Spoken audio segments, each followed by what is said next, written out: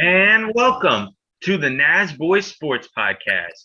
Now, did you know that the Colorado Rockies won a home series versus the Dodgers for the first time in almost 4 years? So, anyways, Wow. guys, welcome to the Nasboys Sports Podcast. I'm your host, Mike, aka Mike Pop M101, with my good friends and co-host Christian, aka C Will, What's up, everybody? and Cam, aka Noticed_Cam. Howdy, y'all. So let's get started with the sports news. Before we get started, I just want to we want to give our condolences to Dwayne Haskins. He unfortunately passed away. Depending on when you're watching this video, Saturday, he got hit by a dump truck apparently because he was walking across the highway trying to get fuel. That's really, really sad. I remember when Washington drafted him. Everybody was so hyped for Haskins. Everybody was wanting his jersey, and he never really was that great player that everybody was hoping he'd be. But he had a lot of growing to do, and he was getting ready to try to be the starter for the Steelers. And he was apparently doing all he could to show that he could do it, and he just never got his chance to really show what kind of a quarterback he could be. So it's incredibly sad, and especially with how young he was. He was 25 years old. My condolences go out to his family and prayers for Haskins. Rest in peace to him. Yeah, our thoughts and prayers are with the Haskins family and his friends. Definitely a tough loss for them. And, none of us, we were shocked by the news. But, I mean, Haskins was down in Florida, I think, with the other Steelers quarterbacks. They're doing some workout stuff. Yeah. Some other players from the Steelers, and a Steelers fan, honestly, I was like, I don't know if he's going to get a starting quarterback job, but, he was a very good quarterback in college for sure. And, we don't know all the details about his death right now, but, just it's sad for sure. Right. Yeah, and definitely upsetting. I remember I got the text from my stepdad. He texted me about it, and I was just in shock because I just didn't believe it. My family's a huge Ohio State fan. I watched Dwayne Haskins play as a quarterback for one of my favorite college football teams. It's pretty sad to see. And I'd also want to say that I forget his name, but some guy, I forget his name, is getting hate for him saying that basically that like Dwayne Haskins died, but like it was basically him saying something around the lines of like what he was doing was stupid though, like what caused him to die was stupid. Yeah, And I read something about that. people were hating on him, and I would just like to say that there's no reason you should hate on him. Yeah, I agree. I mean, I hate to say this. I mean, listen, in all seriousness, rip Dwayne Haskins. It sucks. It's sad to see. I thought he was gonna have a pretty good NFL career. He never really got to prove himself. That's the saddest part, in my opinion. But is that walking across the highway is very dangerous. Those cars are going like 70 miles per hour, 60 to 70 miles per hour, and then you have those idiots that speed. So it's pretty scary thing. So prayers for him and his family, but no hate to that guy because he didn't deserve that. He's just giving his honest truth.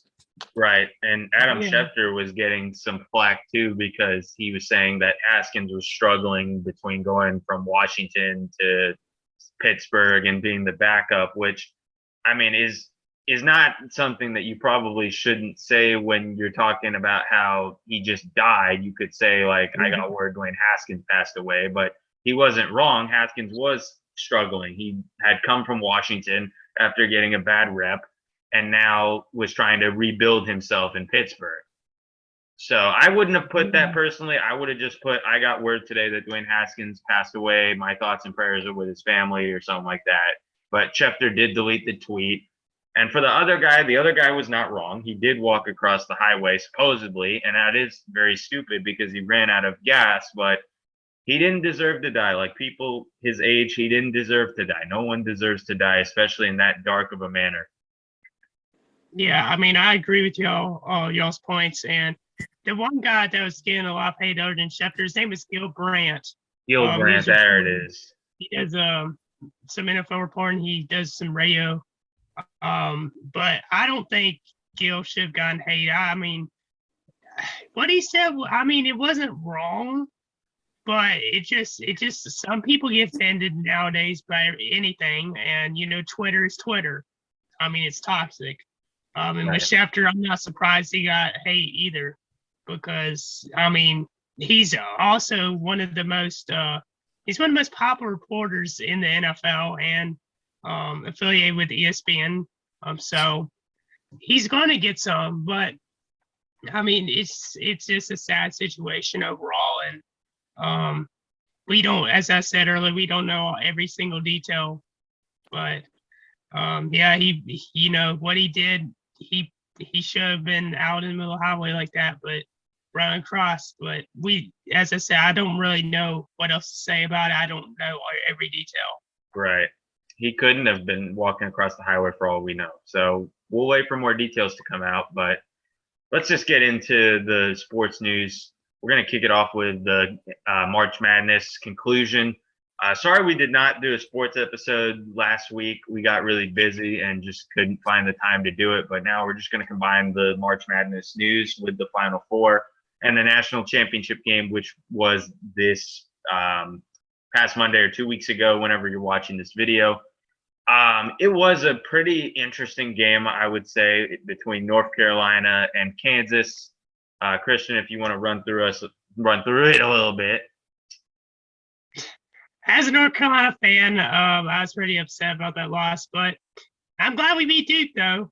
We sent them home, and that was a great game between North Carolina and Duke. I feel like Duke, though, there was that bad call at the end of that game, where he was in continuation, and they said it was on the floor when he got fouled. But North Carolina choked away in the second half against Kansas. I mean, they were up by 15.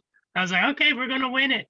And then, no, Kansas just came out firing like they have been in the second half. They hit a bunch of threes, and they were just very consistent and very accurate from the field in the second half. And North Carolina did come back a little bit. They were down by around 10. They came back again, but they still lost by 3.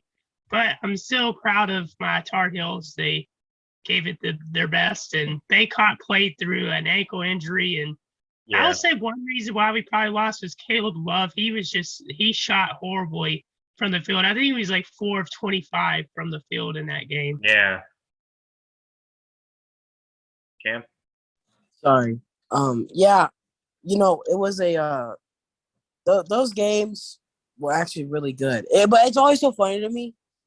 I always think it's so funny how, like, I swear, every March Madness game always comes down to like the craziest end.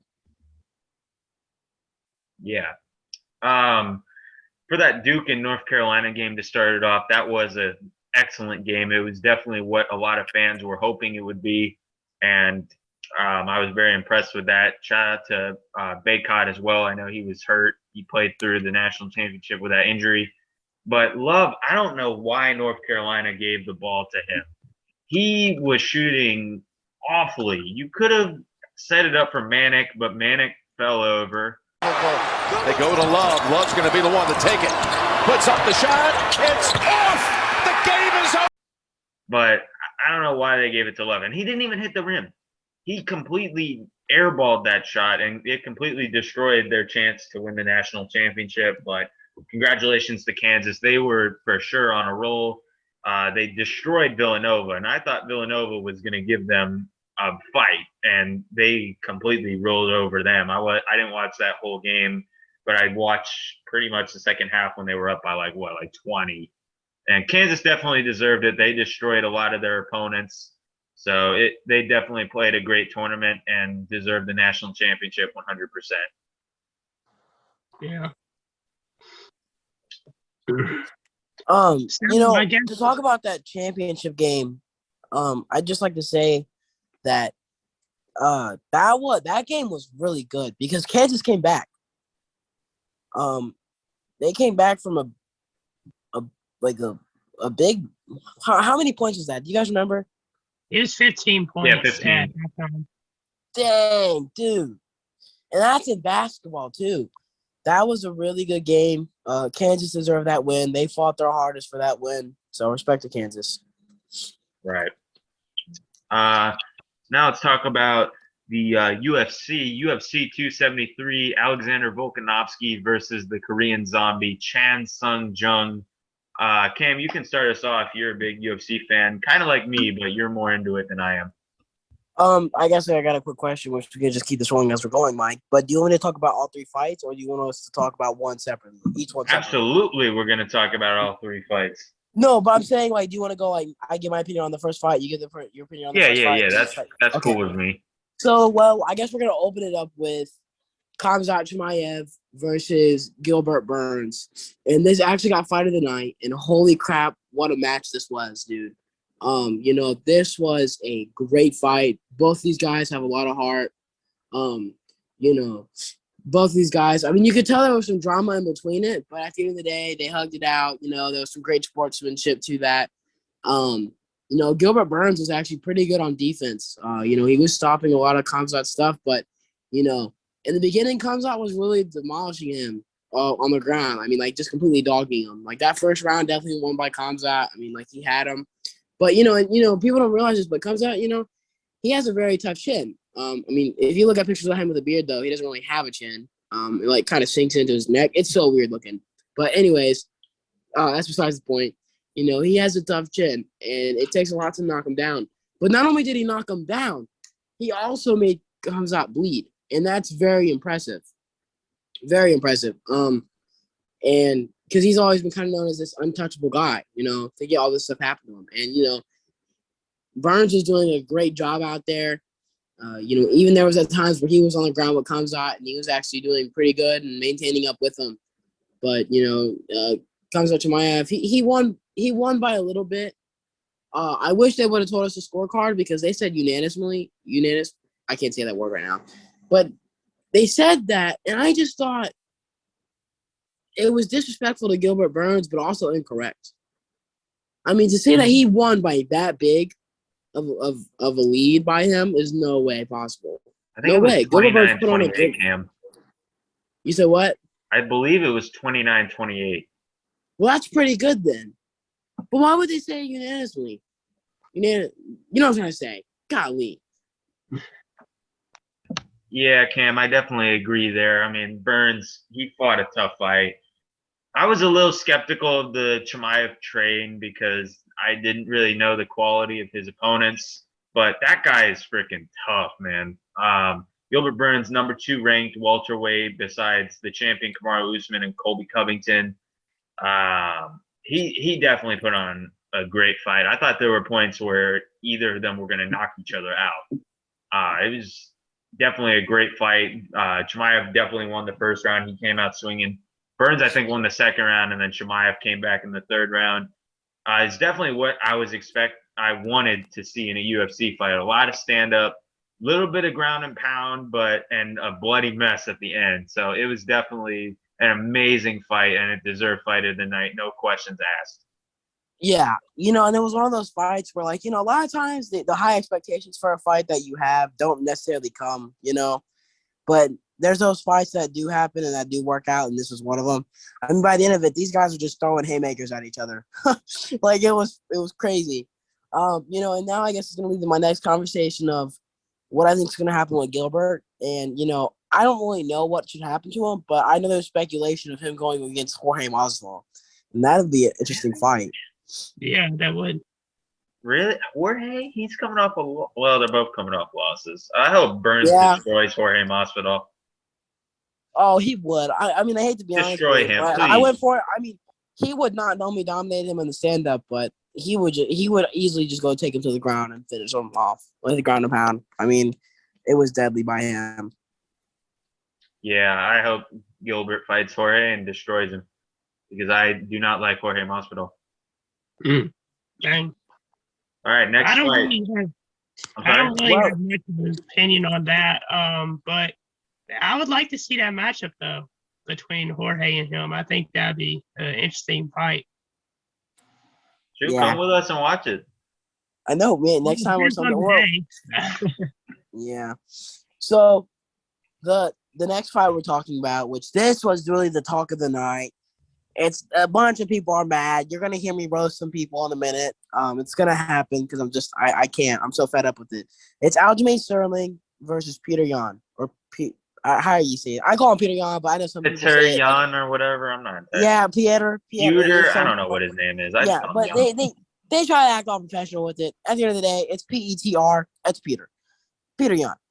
And anyways, this was a good fight. On Aljamain's part, I can give you the backstory a little bit to this for my non-UFC fans. So what happened in the previous fight for the championship? They were calling him a clown. They were saying that Aljamain was faking the injury that he had to the head, and that it was a crappy way to go out because you could take a DQ for a win, but it was the fact that it was a championship match that you took a DQ on for the title. They were all crappy about, and everybody was hating on him. Which at the end of the day, it's Jan's fault. He kneed him while he was on the ground. And you cannot do that. And he kneed him in the head, and it was bad. I mean, it was a rough hit. There's no doubt that was a full-on contact knee. That had to hurt. And there's that to it. And then, and then he kind of – Jan was talking a lot of smack afterwards after that. And then, before this fight started happening, you could really see Aljamain Sterling amp up his trash talk a little bit. And Peter was still going at it. And then, before the fight happened, you could see the tensions were there. Aljamain was going by him, talking to smack to Peter before the fight even started. It was definitely some tensions there. And in the first round, this one has some controversy because I'll get to there at the end. I think Aljamain won. I think he won, but it was more of just that these guys are filling each other out. You know what I mean? Seeing what their weaknesses, seeing what their openings were. I mean, it's what most round one fights are, in a UFC match. But I think Aljamain did land some more strikes. Second round, Aljamain dominated Peter Yan. He had him in this triangle lock where he would put his leg around his other leg and wrap it around his body, and that's really hard to get out of. And he had it locked in so well that Yan could not do anything but roll over. But he was still on him. And, I mean, he just dominated him. Yan wasn't doing anything. If anything, he was just ground and pounding, getting some more strikes in there. That was pretty good ones. Third round, same thing. Aljamain just dominated, came in there. And, I mean, he really put the ground and pound on Peter Yan that round. I mean, Peter Yan, for a minute, I thought Peter Yan was out. I really thought, you could have ended it there for a second. He was really embarrassing him. And really, I think their game plan was overwork Peter Yan and get those 3 rounds in, and then screw it. Who cares about the next 2 rounds? You'll win. So they did. And, fourth round, I think Peter Yan won. He definitely had some more strikes, but you could tell that Peter Yan was drained, dude. He was drained. Aljamain was still pretty fresh looking. Peter Yan was out. And you could see he was still punching on. He still had some good strikes. Fifth round, Peter Yan. Honestly, that 5th round almost was kind of matched, but near the end, Peter Yan really started landing him. He had a good knee, almost a knockdown on Aljamain, and that really, I think, ended that for the 5th round. And it came to a decision. Aljamain won. Peter Yan cried like a little baby after the interview, talking about how he was like, "Oh, I won first and second round. This was bull crap. Mother Russia is going to get you back for this. Aljamain starting, a bunch of this bull crap that no one cares about. All right. He lost. He needs to take his whooping and deal with it. All these fans are crying, saying, nah, he won. He lost. Dude, he got dogged on. In the first round, you can't even say he won or lost because it was a feeling out process. And even then, Yan wasn't throwing much. Aljamain was running around the octagon, yes, but that's kind of what you're supposed to do. You're supposed to not get hit. I don't know what people thought that was. And oh my gosh. I tell you what, for any of my NASCAR fans or from the podcast that comes down here, let me tell you what this was like. Peter Yan's fans and the people that were backing Peter Yan was like Chase Elliott fans after something happened to Chase Elliott. It was complete rage, an absolute war. Most people were hating on him. Dana White even tried to say some bull crap about, it was robbed. Bull crap. They did not make the bad decision. Anybody, me and Mike both clearly could see that Aljamain won. Non-biased. I like both guys, but I instantly thought that Aljamain won that. I mean, it was just, he's a world-class wrestler. People kind of put that aside as well. Is that they look at him and they go, "Oh, he kind of lost. He was at first a crap champ, but he proved himself. He did. He proved himself. He showed. Oh, that building was quiet. That building was quiet after he won that match, dude. I tell you what, that was silent. Like it was really quiet because they were all chanting boo and all this. It was really just one of those situations where it's just the bias of UFC fans ruins it and ruins the sport for me sometimes. It just makes me mad how stupid UFC fans can be. It's just annoys the crap out of me. Right. I don't really know how I feel because I do feel like Aljamain won the fight. He dominated on the ground. Jan definitely won the 4th and 5th round, and he was really trying his hardest in those rounds. The first round, I might have to rewatch that to see what the fans are talking about, just for my own clarification on it. But from what it looked like to me, they were both just feeling each other out. I couldn't really pick a winner compared to the other first rounds where there was a clear winner in the round. But yeah, Sterling definitely dominated. He even shut me up because I was complaining a little bit about Sterling, like he's not the real champ or he's not a real champion. I don't know why he's complaining or acting like he is because he won off a disqualification with that knee. And I was like, Yan's gonna get him back, but no, Sterling came back. He had a neck surgery and he was fresh and he had great cardio to back up Jan or back it up, and he did get Jan good, but Jan was very, very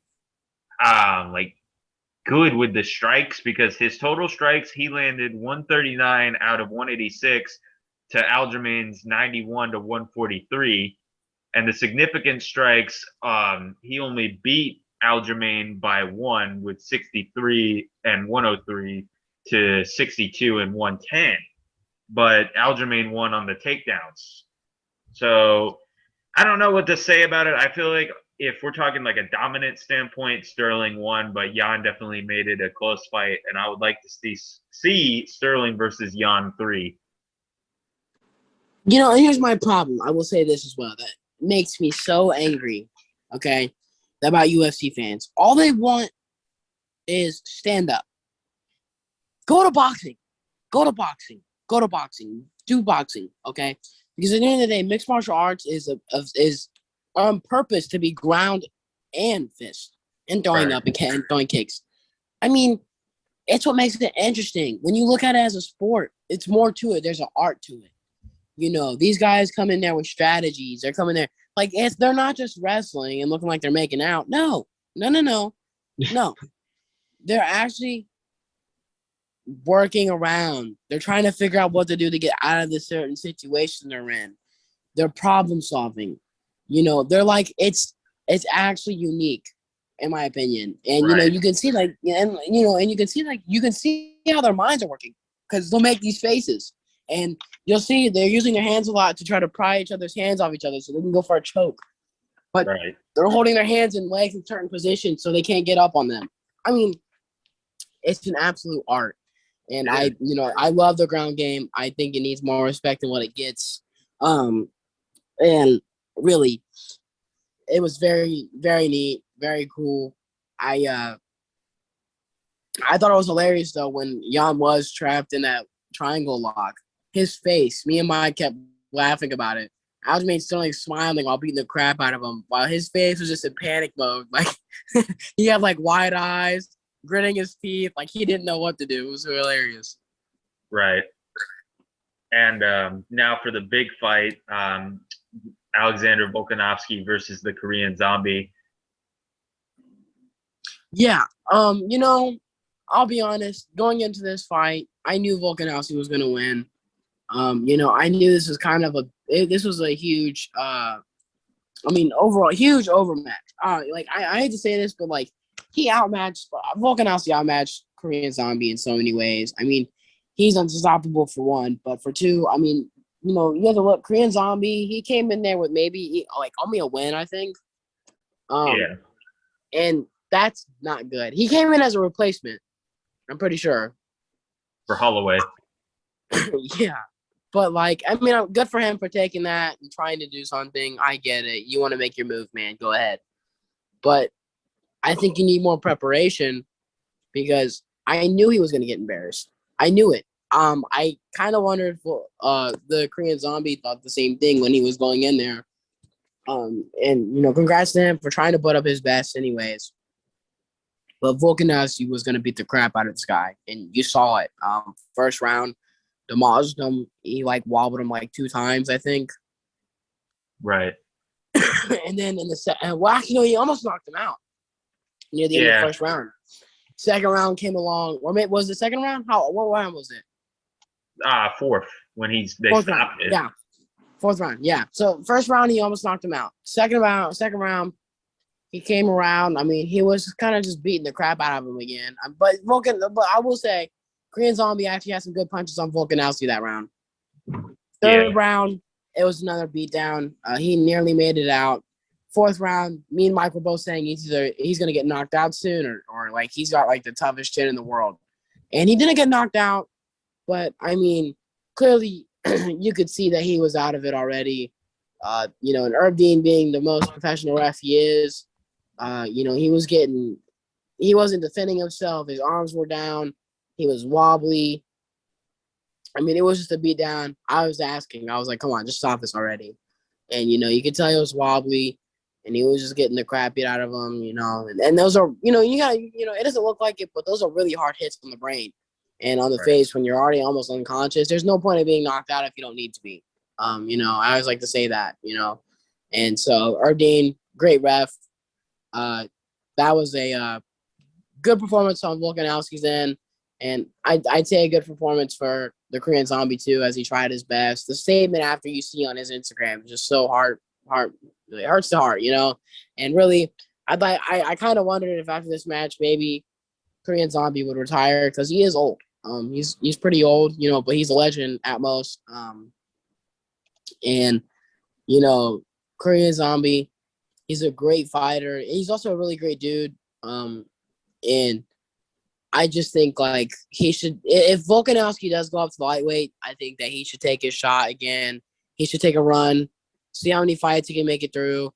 And even if Max Holloway is champion, Max Holloway's dominant too, and he's really good. But I feel like there's still a chance maybe, I wouldn't give up just yet. Yeah, I kind of figured that Volkanovski was going to beat Zombie just because of Zombie's track record and Volkanovski's track record, and I was right. Volkanovski completely destroyed him in all 4 rounds that they fought, and it's a shame because I was rooting for Korean Zombie because I like his walkout. Yes, really. But no, he's a great fighter.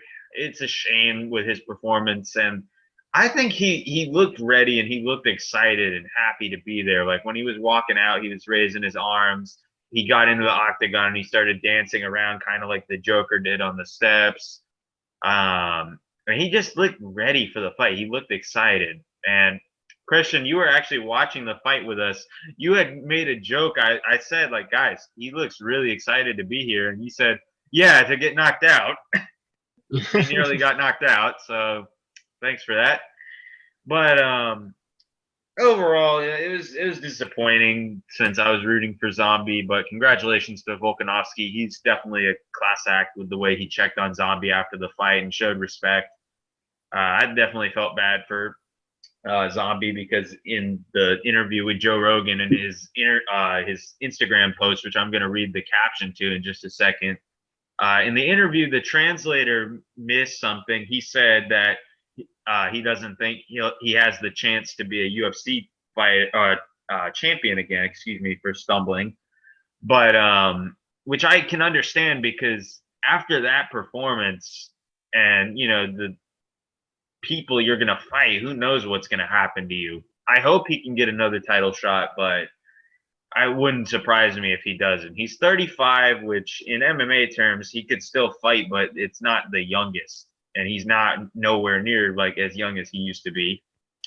So we'll see if he gets another title shot. I don't think he will, but maybe he can still fight a little bit. Maybe he can be someone like Donald Cerrone who fights a little bit in the fight nights, or Stephen Wonderboy Thompson and fights in one big event and one fight night.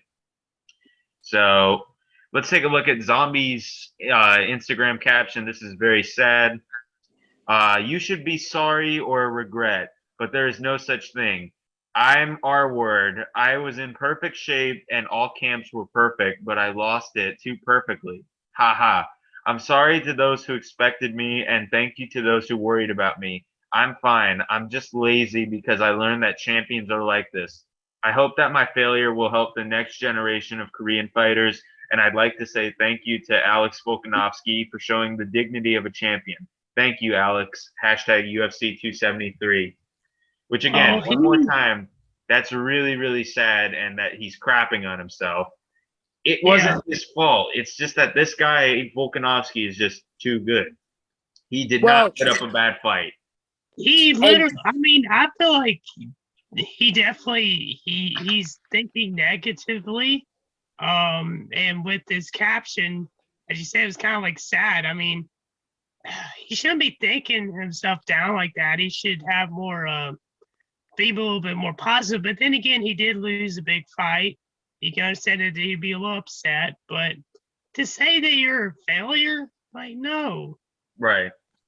I mean, it's good enough that he even went in and stood in the ring with him. I mean, Volkanovski is like third or fourth in the pound-for-pound rankings. Well, and that's the thing, too, is that people don't realize the guts that he has to take it in a short matter of time to go against Volkanovski. I mean, this guy's nobody was going to accept it. There was very few people. Korean Zombie did, though. And I feel like he can't call himself a failure. He's a legend. He's made his time in the UFC, and he's done some great things. I remember when he knocked someone out with a spinning elbow the last second of the fight when he was getting the crap beat out of him. He barely won that, but it's because that knockout. It was legendary. And you could tell that Volkanovski didn't want to fight him either, really. You could see like right after he was done, like he was punching on him after the call, before they called it, and he was looking at Herb Dean like, dude, end this, like he didn't want to do this. Then afterwards, he didn't even go to his crew team to check up on him. He went straight up to Volkanovski, hugged him, told him, his little, goodbye wishes and all, hey man, stay strong, this, that. I mean, there was definitely some stuff to it, and I feel bad, but what else can he do? He can't call himself a failure though. He's had many accomplishments. I mean, he's made it to the UFC where a lot of fighters can't even do that.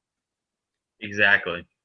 So hopefully he gets better with his career and he can still do something. All right, so moving on to the NBA.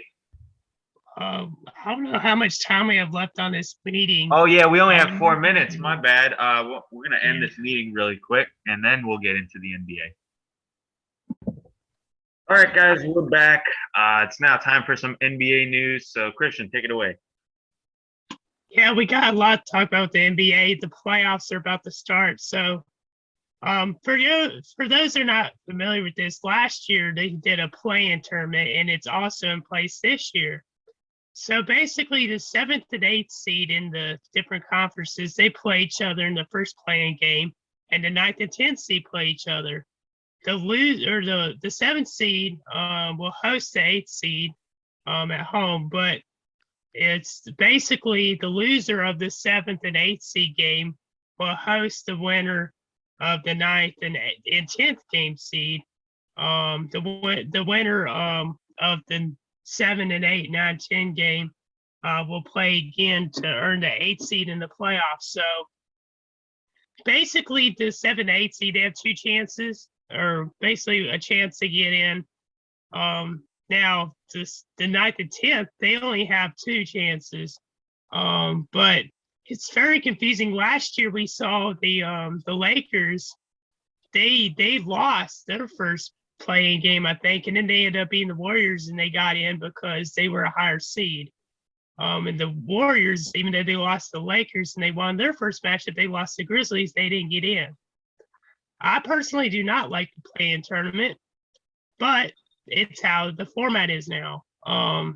And as of right now, this is how things look for the playoffs. Now, this is being recorded on Sunday, so this may not be accurate by the time this video comes out. But let me pull it up right here. So right now in the Eastern Conference, it's looking like this for the play-in tournament. The Hawks and Hornets. As a Hornets fan, I think we should win this because the Hawks have not been that good this year. We need to shut down Trae Young. We do. If we shut him down, we'll win because the Hawks have been pretty weak in other areas of their team. And then the Nets play the Cavs. That's the other playing, the two other playing teams. Now, the number 1 seed, Miami Heat, they play the winner of, they play the 8th seed in the playoffs. Whoever advances, the winner of the 9-10 game plays the Miami Heat. Philadelphia 76ers, my Philly 76ers, they play the Toronto Raptors in the first round. The Milwaukee Bucks, which Giannis Antetokounmpo has not been playing recently. They've been sending him to rest for the class. There's right now they're slated to play the Chicago Bulls. And the Boston Celtics, they turned things around. They were bad to begin the season, but they're actually 2nd seed right now. They'll play whoever wins the 7 and 8 seed matchup. So if the Nets beat the Cavs, they'll play the Celtics. Now, the Western Conference, we got the Pelicans and Spurs. And I think the Pelicans should win that. I mentioned it the last time I was on the podcast that the Pelicans have turned things around. They have a great squad right now, even without Zion.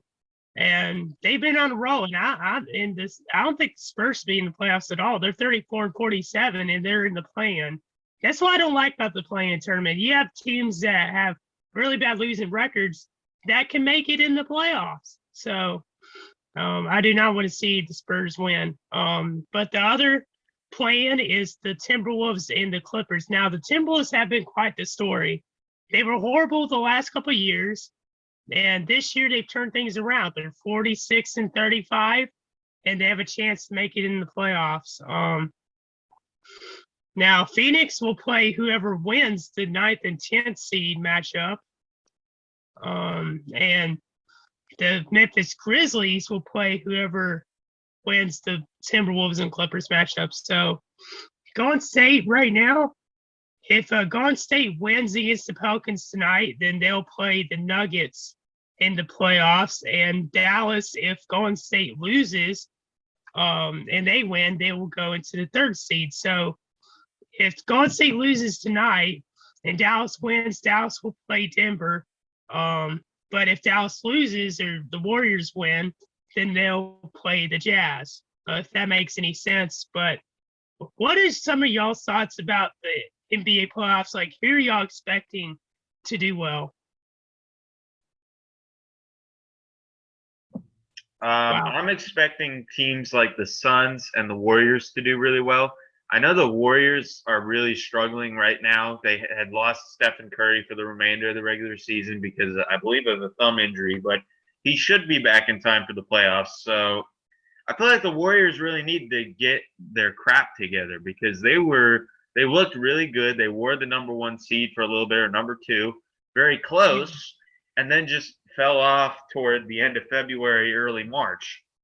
And the Suns have been looking like the team to beat. But I feel like with the Warriors' experience, if they can somehow get it together and finally mesh together as a team with that big 3 of Thompson, Green, and Curry, they could win the championship. I would not be surprised if they go to the Western Conference Finals and play the Suns. But if the Warriors continue to struggle, then I think the Suns will win the championship. But somebody from the West will win the championship. In the East, Miami could do something, but we said that last year and they got eliminated in the first round. Milwaukee, they could come back and try to defend their championship. Brooklyn could do something with Harden and Irving. They've been doing really well together now that Irving can play at any arena he wants to.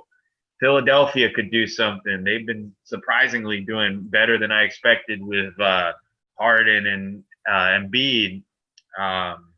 But I just heard the news that Matisse Thybulle, he's not going to be able to play it for the first series in Toronto because of the Canada vaccine mandate, which I'm not going to get into. The Celtics, they've been on a roll recently, picking it up. They were the number 1 seed for a little bit. Now I believe they're like 3 or 4, if I'm correct. I'm not entirely sure where the Celtics are. So the Celtics could make a surprising run. So the East is very, very stacked this year. So I'm not entirely sure who would come out of it, because a lot of teams have cases to come out of the East. Now, in terms of the play-in tournament, I don't like it, because I think it's stupid that you have somebody in the 8th seed who's been there for most of the year, like Cleveland, for example. They've been hanging around playoff contention all year, even with injuries to their big-name players. And they have the shot to lose that off one or two bad games to somebody like Atlanta, who, in my opinion, they don't deserve to be in the playoffs. Charlotte, out of anybody in the play-in, deserves to be in the playoffs, or Brooklyn. Charlotte or Brooklyn and Cleveland are the 3 teams that deserve in the play-in in the East to be in the playoffs, not Atlanta. And if Atlanta wins against Charlotte, it's BS, in my opinion. Now, Mike, he pretty much summed up everything I would say, honestly, about teams that I think could make something happen in the playoffs. And, I'd like to say I think the playoffs is very stupid, and I think it really does cheat teams out of a good opportunity. And they need to fix that, like, ASAP, because really it's a crappy situation for some of these teams that have really good talent, and they just get screwed over a game or two. I mean, and it might even be something over an accident or not even something major. And just because of that, they got screwed. It's so stupid. Right. Now, I do think Charlotte is going to win their play-in game, and I think Brooklyn is going to win their play-in game. Out West, I think this game should be interesting between the Spurs and the Pelicans. So I'm not entirely sure. And then who was it? The Timberwolves, and who was the other team? The Clippers. Ooh, The Clippers, they got PG-13 back. For the Timberwolves, they're really doing good. I'm gonna go with the Timberwolves. Yeah.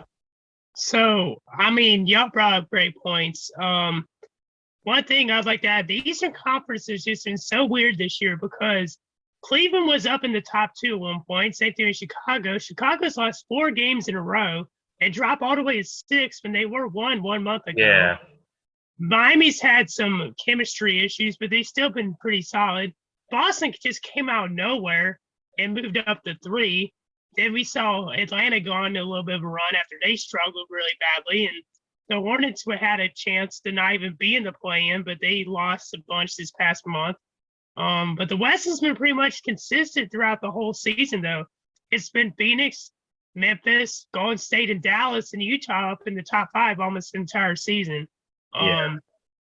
But Minnesota, I mean, I'm surprised by how well they've done this year. But right now things are clicking for them, and I think they will beat the Clippers. But with Matisse Thybulle out for my 76ers, it's going to make things harder against Toronto. But we should beat Toronto. Joel Embiid's been very impressive. He actually won the scoring title today because Giannis set out. Embiid got the scoring title. But as much as I want Philadelphia to make it to the Eastern Conference Finals, I don't think they will. Yet again, I think something's going to happen to where they don't get in that. But I think the Bucks are going to come out of the East. To be honest with you, I think they'll go back to the finals. But I don't think they're going to win. I think they will go back. Now for the Western Conference, this is the hardest for me to pick, because I want to see Memphis do really well. I mean, they've been a very fun team to watch. They're one of the most entertaining teams to watch every night they play. The Jazz, they always choke, though. Dallas, they always do bad in Game 6.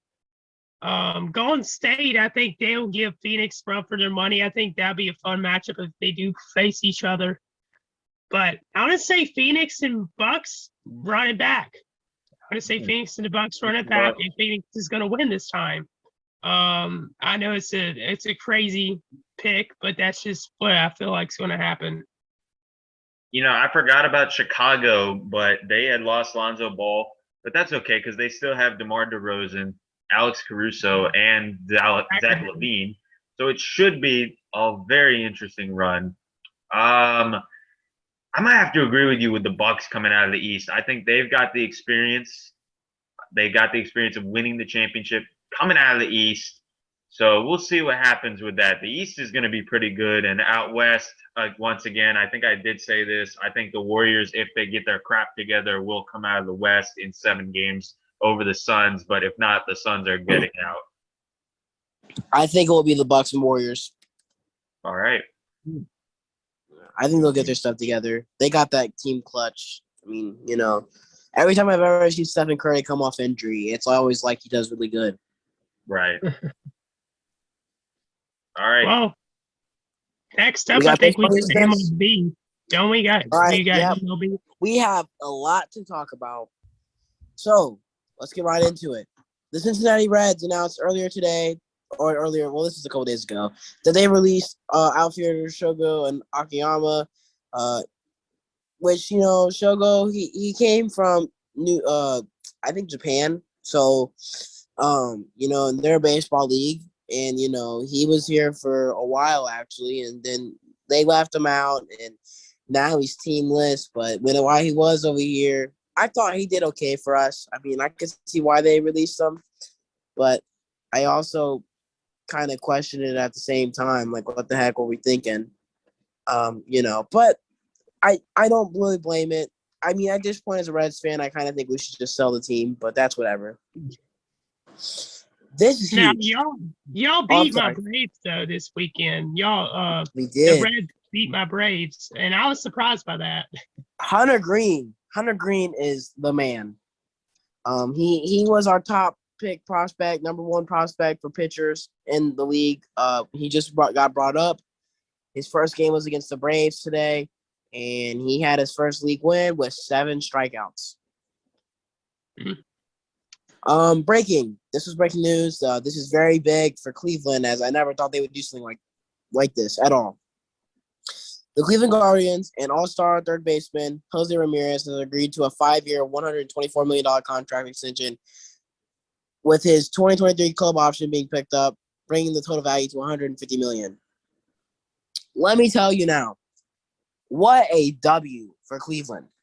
They've been really bad at not investing with their teams, just like Cincinnati, and they actually made a big move and did something. And how big that's going to affect them and help them out is going to be insane. Great idea. Great job. Now, I do agree with you, Cam, on this, because Ramirez has been a part of their team for about 6-7 years now. He's been with them, and he's contributed a lot. He's a great hitter.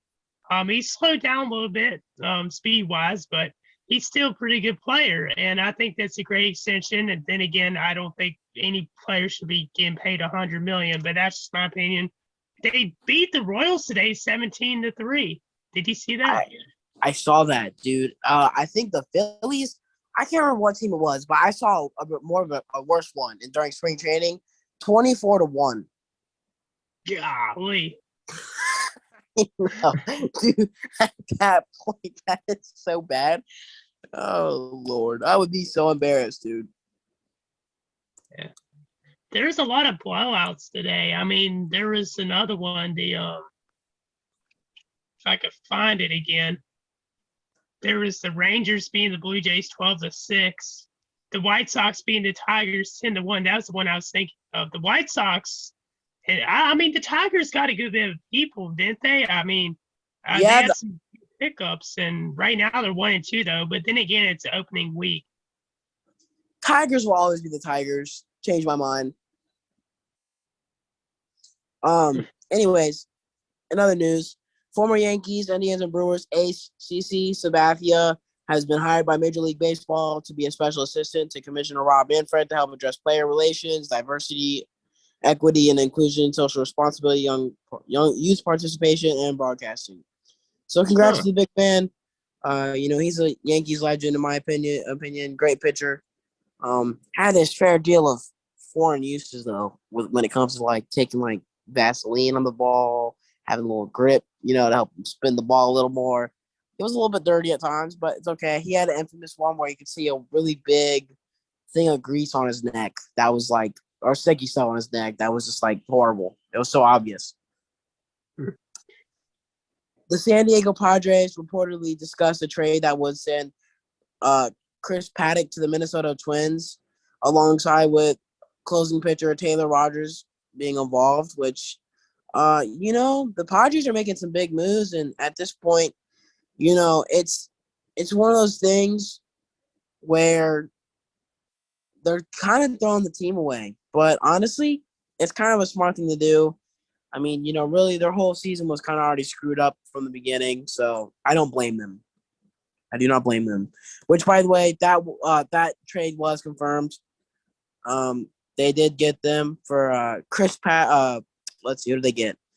Oh, outfielder Brent Rooker and cash considerations. I don't really know what that means. I'm guessing maybe money talks, but Yeah. who knows? The New York Yankees and outfielder Aaron Judge have reportedly had an ongoing contract extension talks with the numbers of being around 7 years, $200 million. Woo! Holy cow. Judge is injury prone, though. I mean, I'm sorry to interrupt. I'm just saying, Judge has been injury prone the last couple of seasons. He's still a really good player, but I don't know about 7 years for him. But the Yankees, I mean, they do have a solid squad this year, too. And yet again, their big market team, they're going to get the big players and the stars. I mean, they have Rizzo, too. And do they still have Stanton? I think they still have Stanton, no, too. They have Stanton. No, they have Stanton. Speaking of him, he just hit a 457 bomb today. That one's drilled deep to left center field. There it goes. See ya. 6 games in a row. A 2-run shot. And the Yankees lead 4-2. At Orioles. Wow.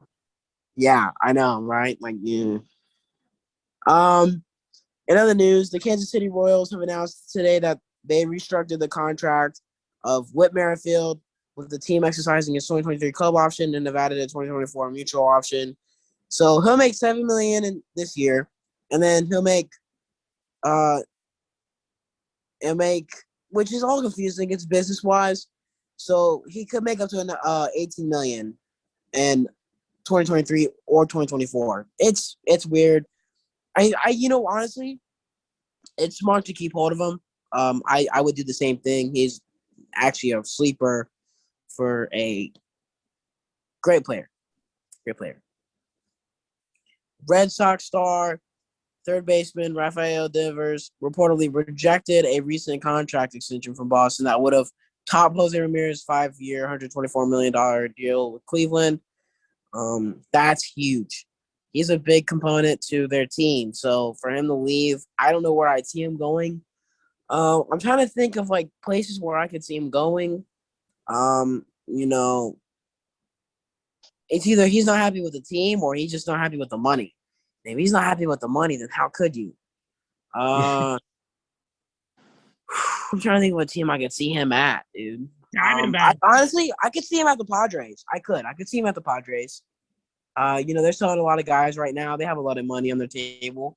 I could also see him going to I could see him at the Astros. You said what? The Astros and the Diamondbacks. I mean, the Diamondbacks need people, so. Yeah, the Astros, I definitely could see him going to as well. And I don't want to see him go to Houston, the cheaters. Yeah, I hate the cheaters. Let's see. The Pittsburgh Pirates and star third baseman Brian Hayes have agreed to an 8-year, $70 million contract. That's a good deal. Honestly, if anything, I kind of feel like they stole a little bit out of him. But yeah, respectable. He's a great player for them. No, I'm sorry to interrupt. You said star player Brian Hayes? Brian Hayes on the Pittsburgh Pirates. Have you not heard of him? No. Oh, he's really good. He's pretty good. He plays on the freaking Pirates. Yeah, he had the most hits for the season last year. At one point, he was leading that. He's pretty good. Him and that second baseman, I can't think of his name right now. Josh Bell.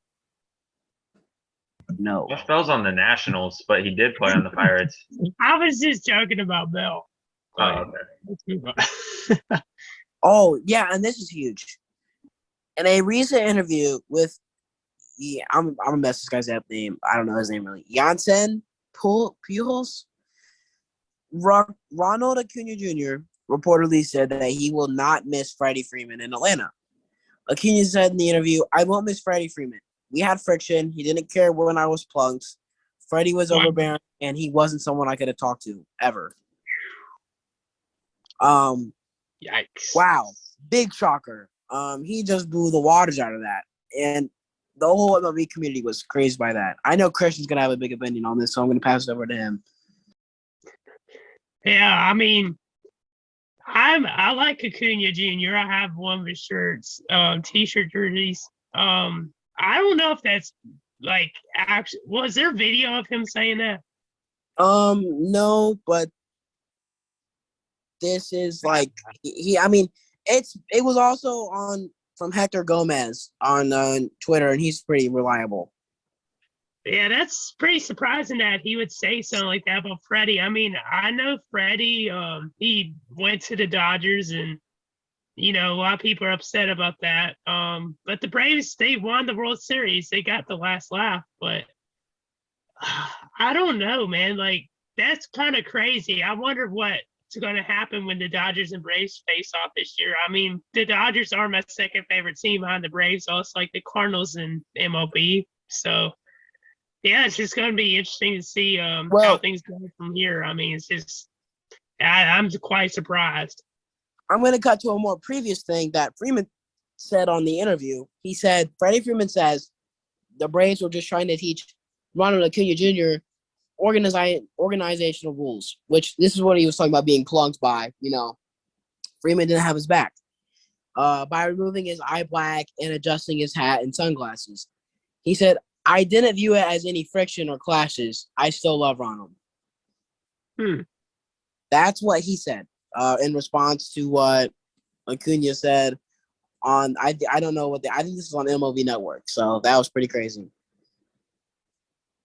I don't know. My personal opinion, I've always heard Freddie Freeman's a great guy by a bunch of MLB players, and I've also heard Ronald Acuna's a good guy too. So I guess this is just really weird. At first I thought it was fake as well until I saw what Freddie Freeman said, and then I knew. I was like, oh, it's real. Yeah. In other news, Phillies outfielder Mickey Moniak will be out for 6 weeks with, okay, this is so funny to me, a hairline fracture in his wrist. I don't know why when I was first reading that, I'm like, a hairline fracture? I'm like, were you just roasting him? No, it's a hairline fracture in his wrist. He probably got hit by a pitch. I mean, there was didn't Lindor get hit by a pitch the other night in the thing? Believer. We've been told this is a fluid bullpen. Yesterday against the Nationals, it's Buck Showalter's immediately out. We talked about how this was a really tense game yesterday, and both dugouts are out there on the field. Dugouts have cleared. Bullpens are coming out now. Well, I did. Yeah, he did. Well, it wasn't in the face. I slowed it down. He got hit in the shoulder. Oh. Yeah. But he did play it off like I don't know. But they were expecting big things out of Lindor. So am I. He needs to step his game up. Red Sox All-Star shortstop Xander Bogaerts, or how you want to say his name, reportedly rejected a recent contract extension offer from Boston and is looking ahead at free agency this winter. A bunch of players are leaving Boston, and I don't know why. What are they doing? They're the Red Sox. I mean, I guess, I guess so. You're right. I mean, like, I just look at it and I just think there's got to be more to the organization for all these players to be leaving with big contract numbers in. I mean, they are going up against the Rays and the Yankees at the top of the division. The Blue Jays are getting a little bit better too. I don't know if that has anything to do with how good the Rays and Yankees are, but that's something I thought about. Yeah, so it turns out, I'm just now seeing this, by the way. I just saw this. Aaron Judge will not come to the agreement of a contract extension. So he will not be playing at the Yankees. He will be a free agent. That is some huge news, dude. Holy crap. This free agency this year is going to be crazy. That is insane. What the heck? Yeah. Imagine he goes to the Tigers. Come to the Reds, Aaron, please. Please come to the Reds, man. This was huge. So going back to the Lindor thing, the bench is actually cleared in Washington after Francis Lindor was hit by the pitch from the Nationals. Mike, if you can, or whoever's editing this video, if you can maybe try to put the clip of them kind of shoving each other or whatever, go ahead. You can really tell they were heated out there, Can't tell if those boys were kissing or fighting, It's one of those situations. Yeah. White Sox I saw that. Oh, I'm sorry. Oh, yeah. I saw that clip. Mike? I saw the clip. I don't really know what to say about it. Just as a typical hit by a pitch and then the bench is clear. Yeah. Do you hate the Mets? I don't hate them, but I also don't like them, so I'm more neutral. Same. Got it. If anybody in baseball, I hate the Phillies, I hate the Dodgers, and I hate the Astros, and I hate the Red Sox. I thought you wanted to say the Reds. I was going to say, Mike, watch yourself, man. Watch yourself. At least he said Astros and Red Sox. Yeah, I know. White Sox manager Tony La Russa said that Luis Giolito, I always mess this guy's name up, will miss at least 2 starts with abdominal tightness. That is huge. He's their best pitcher on their team. And he's very good. That's gonna suck. I don't know. That's horrible. Abdominal tightness? Yeah. I'm guessing it's like some cramps / like he pulled something maybe. That's my best guess. He broke his six-pack. I don't know. And then another bench is cleared. Happened in Chicago after Andrew McCutchen was drilled in his side. Keegan comes in there again. I don't think he'll respond the same way. That's probably going to be rejection.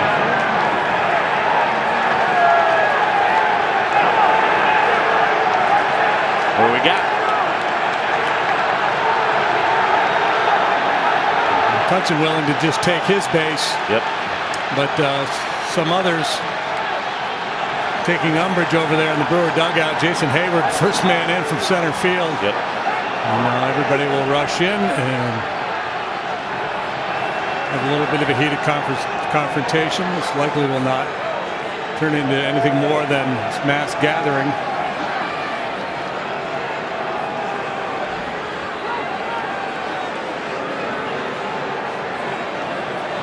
There's legitimate arguments on both sides of this issue whenever this happens. The Brewers are going to continue to make the case, hey, we're not throwing at you guys on purpose, and the Cubs are going to say, yeah, you might not be, but we keep getting hit and we're getting frustrated by it.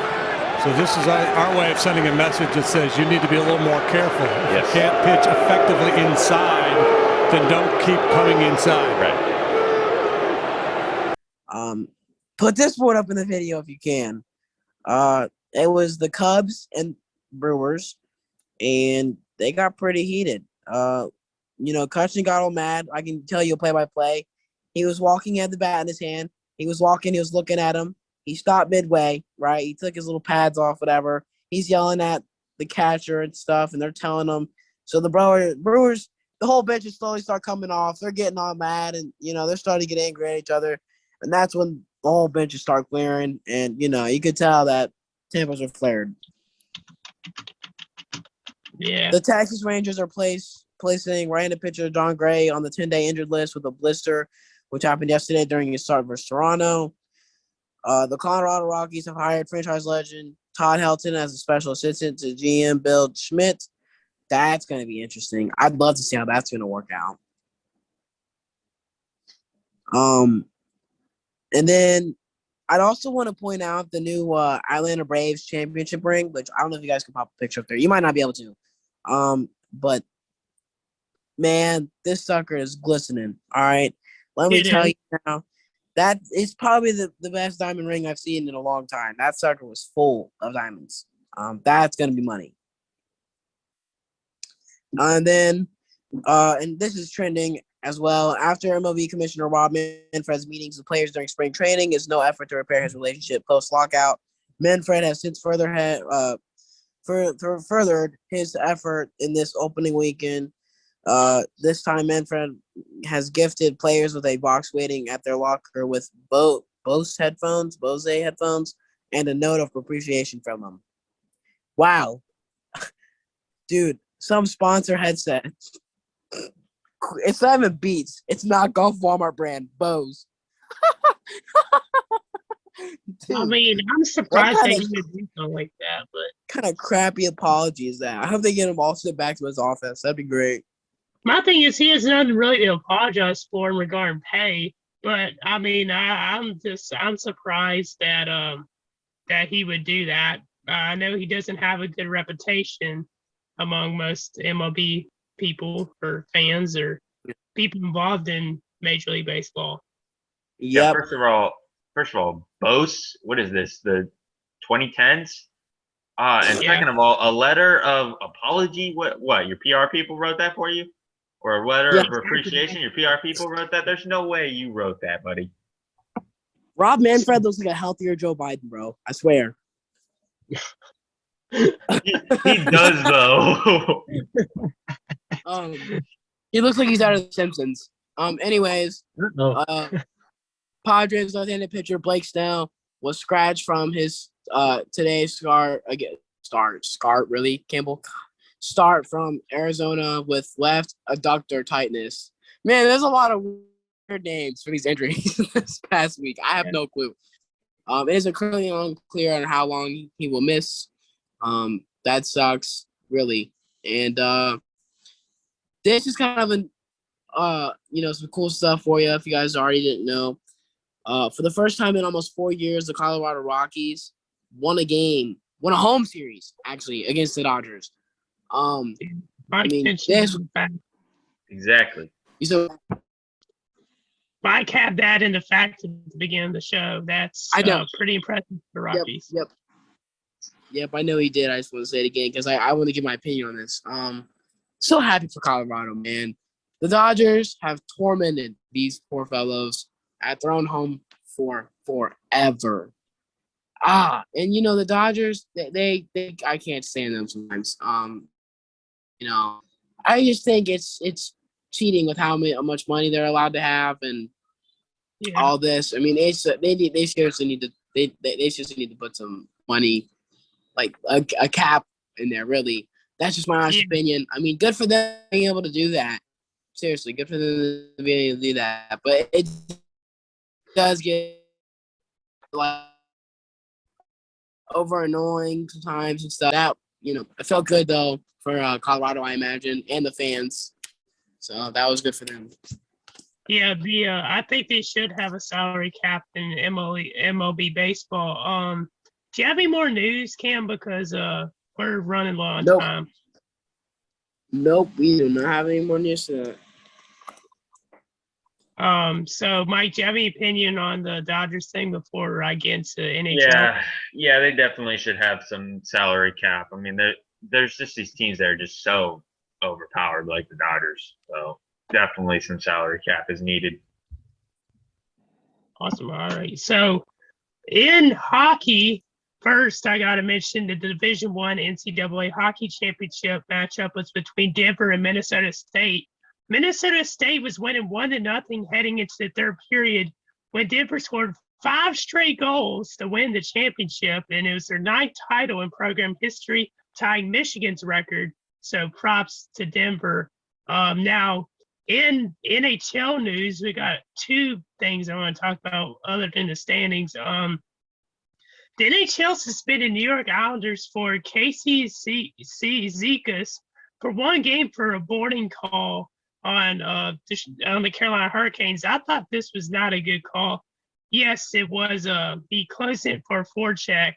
And his helmet, the guy he hit, yes, it did hit the glass really hard, but I think that I don't think he should have been suspended. There were some guys though that got way worse suspensions early on in the season for like 5 games for what he did. So it wasn't as much as some of those, but I still thought that was kind of crazy. Austin Matthews, the Toronto Maple Leafs player, he set the single season franchise mark for goals in a season. And the Toronto Maple Leafs actually sealed the playoff berth. So it's cool to see Toronto back in the playoffs. They beat the Canadiens today, and they also reached 100 points on the season. John Tavares had his 26th goal of the season too. So now let's look a little bit at the playoff picture for the NHL. So let's see here. As of right now, these are the current matchups that would be going on in the Eastern and Western Conference. In the Eastern Conference, the Panthers would play the Capitals. The Maple Leafs would play the Bruins. The Lightning would play the Hurricanes, which as a Hurricanes fan, why, of all teams, do we have to face Tampa? We're a number 1 seed in the Metropolitan going up against the WCI or double C1. Tampa Bay, I don't think that's right. But can't do anything about it. The New York Rangers will be playing the Penguins too. And now the Western Conference matchups would be the Avalanche and Stars, the Blues and the Wild, which the Blues have turned things around and they've done quite impressively, just like the Flames over the past 2 months. The Flames and the Predators, and then the Oilers and the Kings. So the Las Vegas Golden Knights, after their reign of making it to the playoffs ever since they created their team, they missed the playoffs. So I'm excited for that because I do not like them. But I don't know who I have. I don't have any current playoff predictions, but I will say that I think the Panthers have a shot at making it to the Stanley Cup. Same thing with the Lightning. But one team that's been really good recently, of course, has been the Boston Bruins. But I think that Boston Maple Leafs playoff series is definitely will be a great one. The Western Conference is up in the air because a lot of these teams in the Western Conference this year, they have not made it to the Stanley Cup in a long time. Even though the Stars made it 2 years ago and the Predators made it a couple years ago, these guys, it's just a lot of these teams are, I guess you would say, like a Cinderella teams. They haven't been in the playoffs often in the last 10 years. So it's really cool to see. Do y'all have any thoughts on the NHL playoffs? I'm gonna go with the Panthers winning. I don't really know too much like who's gonna win, but I'm gonna go with the Panthers winning. Okay. I also have the Panthers winning. Solid. Now, one thing I want to say real quick, the Masters took place, and Scotty Scheffler, he won the Masters today. All right, so we're back. So I'm going to talk real quick about the Masters. What's this past week? And Scotty Scheffler wins the Masters. If I'm correct, this is his first ever Masters win. He gets the green jacket. He won by 3 shots over Roy McIlroy. We saw Tiger Woods make his return. It's been a minute since he played. He had that bad car crash, if I'm correct, last year. And he was grateful that he was able to play. And he's planning on playing in the U.S. Open, if I'm correct. But he didn't have a great showing on the course. But now, let's talk about MLS real quick. The MLS season started a couple weeks ago, but Charlotte FC gets the win today. They beat Atlanta 1-0 or 1-0.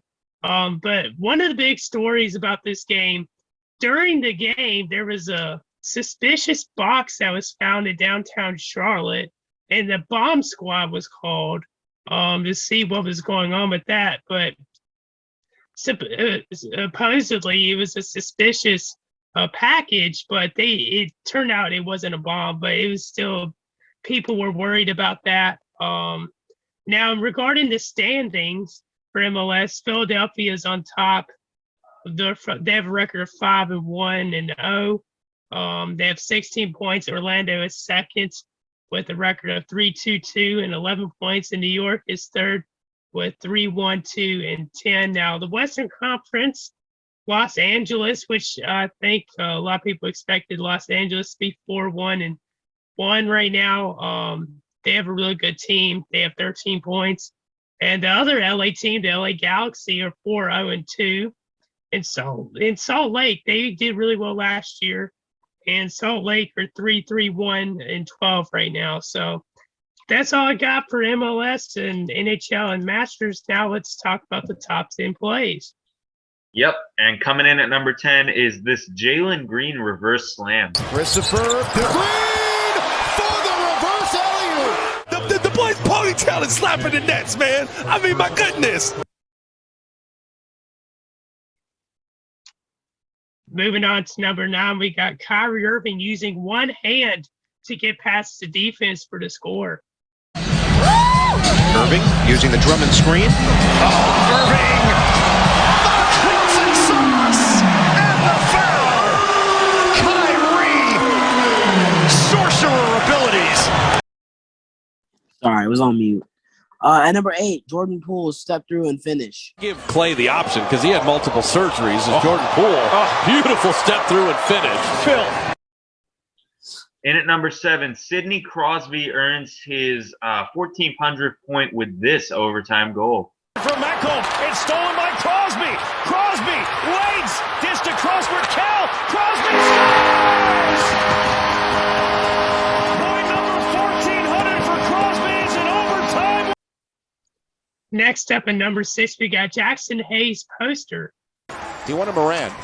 Now you've got an advantage. And Jackson on the hammer and the poster. Count it. See you there.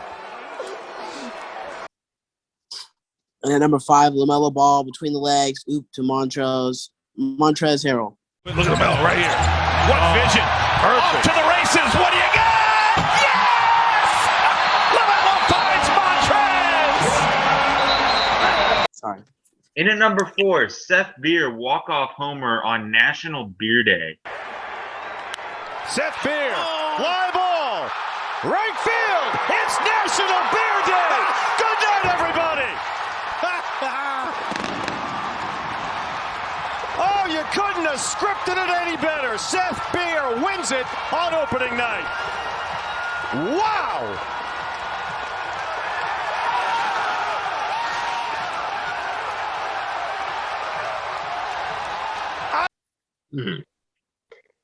At number 3, we got Gary Sanchez, his grand slam into the third deck for his first homer as a Minnesota Twin. There she goes.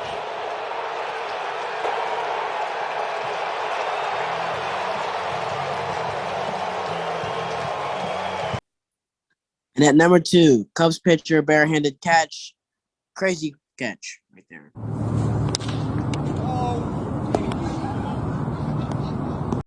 And at number 1, this axe kick sets up the knockout of the year so far.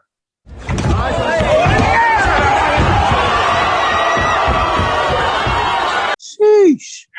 I was going to say nominee, honorable mention was Caleb Love's shot against Duke that helped them win that game. Oh, yeah, that one. All right. And so with that, that will conclude this week's episode. Thank you guys so much for watching. Comment, like, and subscribe. Make sure you guys follow our socials, and we will see you guys in the next episode. Peace. Peace. Woman calling